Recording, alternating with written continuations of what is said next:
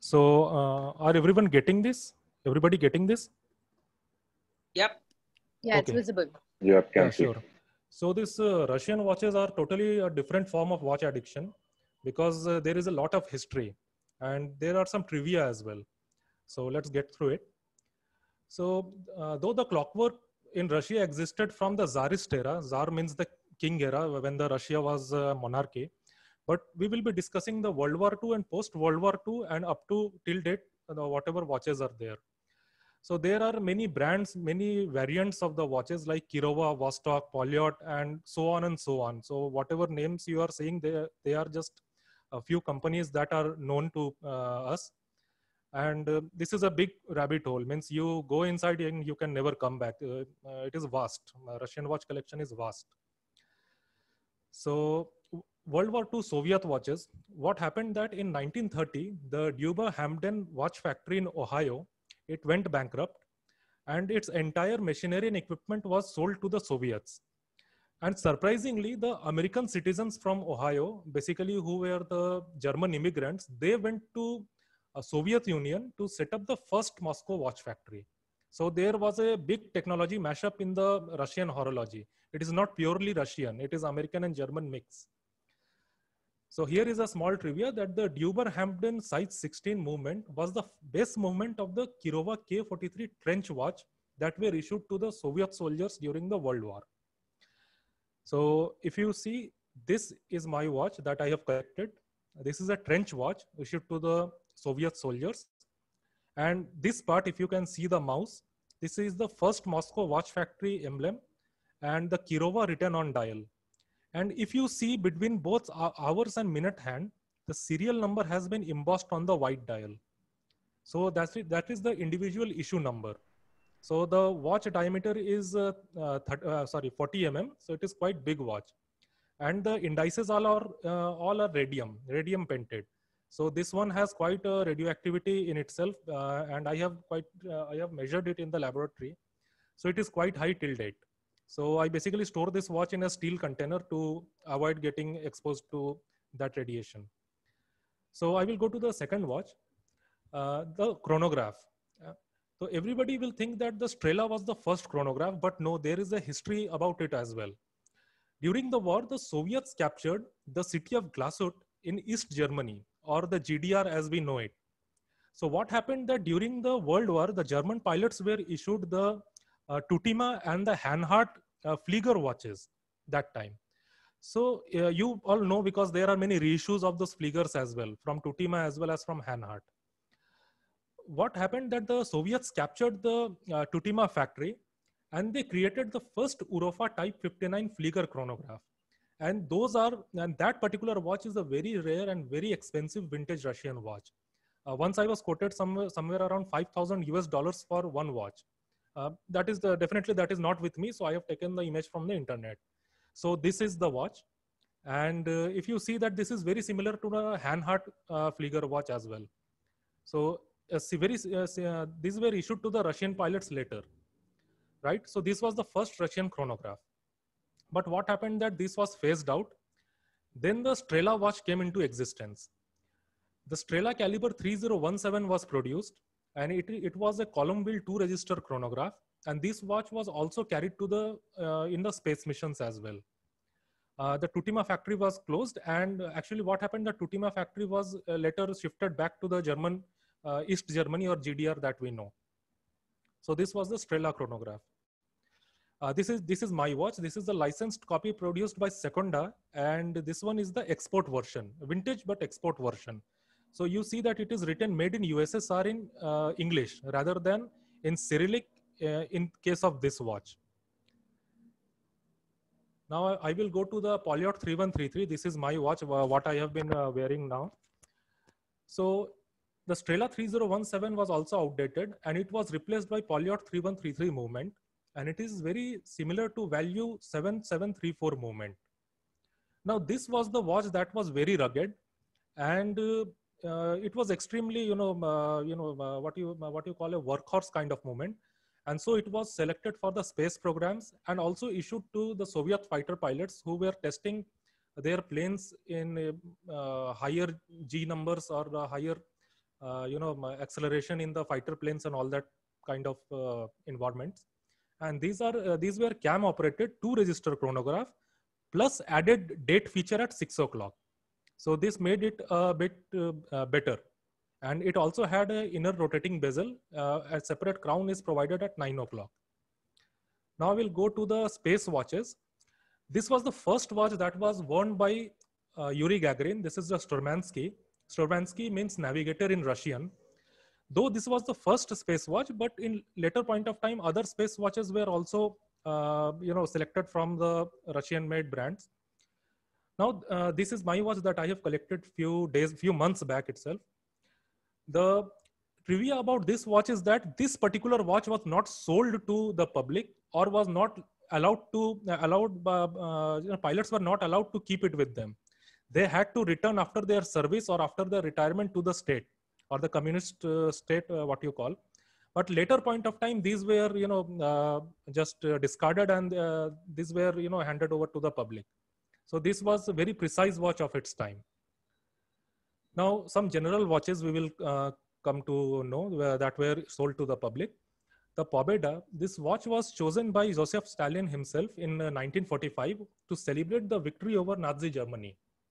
So Pobeda means victory. So in 1945, during the first year of victory, this was launched, and many variants of this Pobeda were issued to the public or were sold to the public. The bigger one is the Kirova model of the same soldiers issued watch, but this was the civilian version without any marking or without any serial numbers.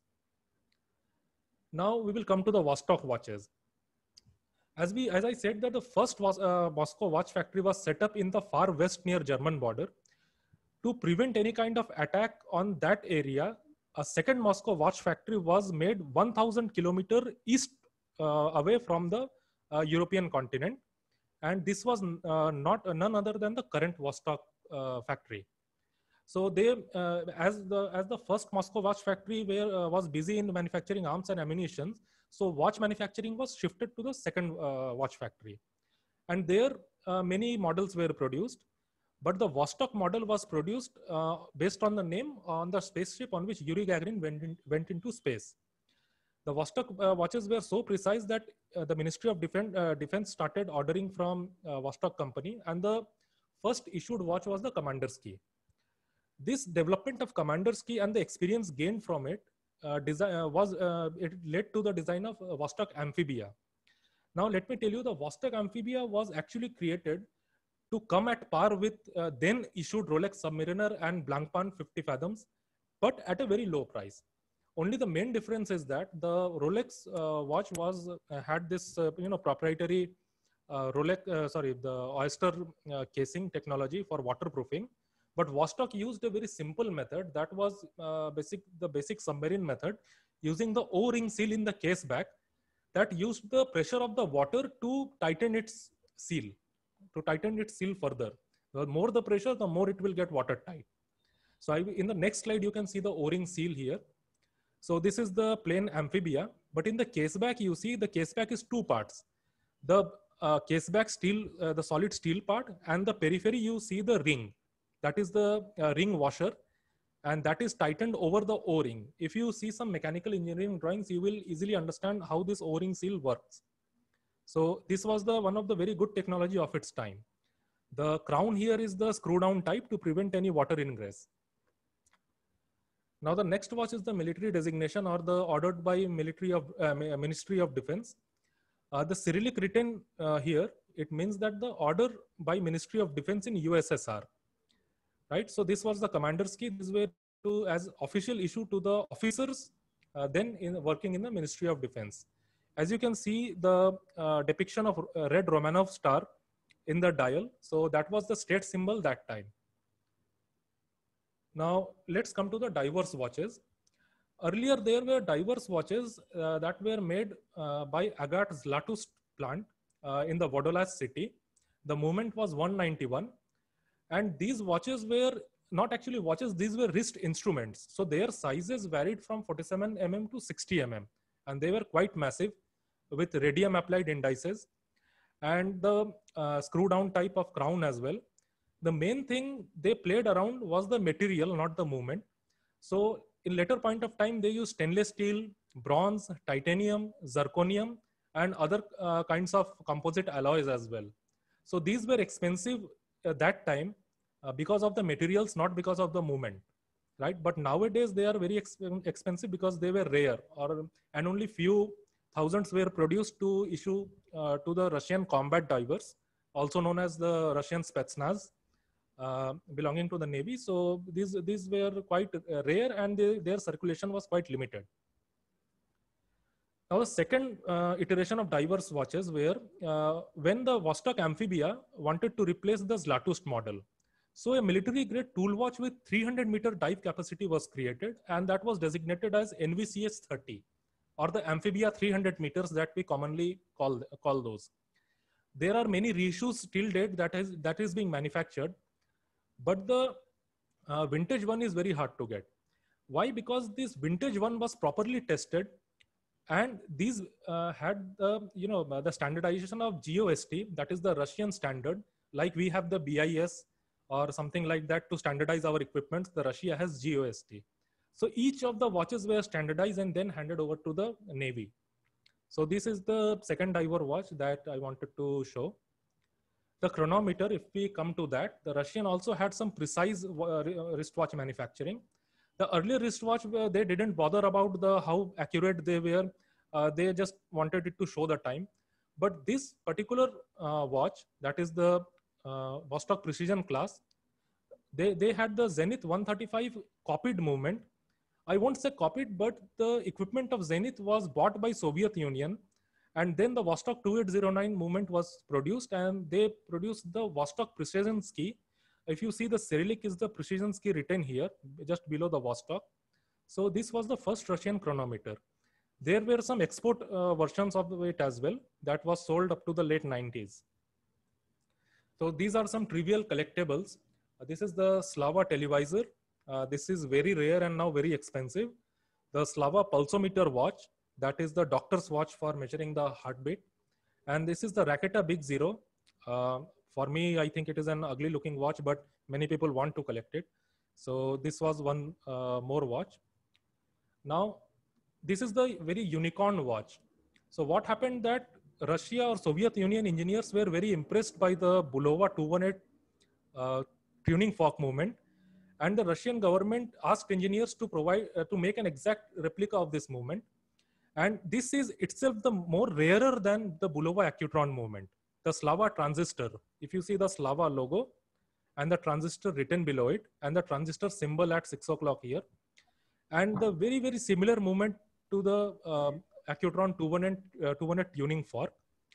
And what many people fail to understand, that the tuning fork is not the ultimate driving mechanism, though mechanically it is, but the circuit board, the brown circuit board, consists of a high frequency germanium transistor that drives the tuning fork and provides a resonance to for the watch to work.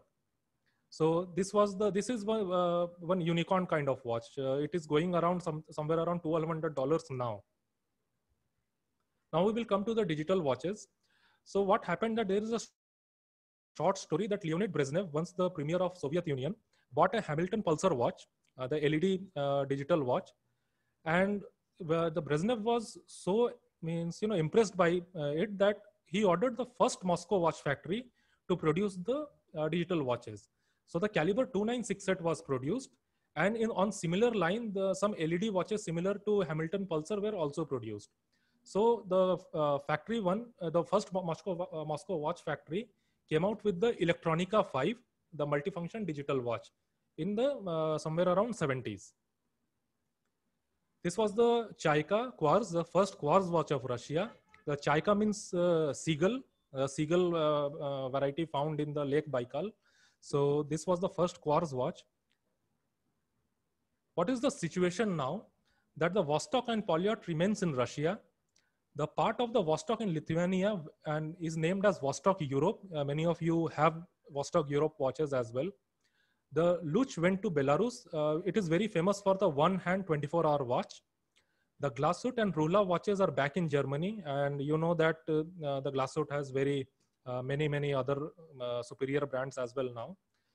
However, the chronograph movement manufacturing units were shifted back to Switzerland. So Russia no longer produces chronograph movements except it imports from Switzerland under the name of Polyot 3133 and assembles the watches now. The Electronica watches, the digital Electronica watches are running in Belarus and Ukraine, and the Secunda watch is owned by UK-based company. So these are some of the most common names that you can find. So this was the entire history. So whatever watches I have shown in that, please try to pursue those watches. And I think that if you get some of those watches, it holds a great value and great history as well.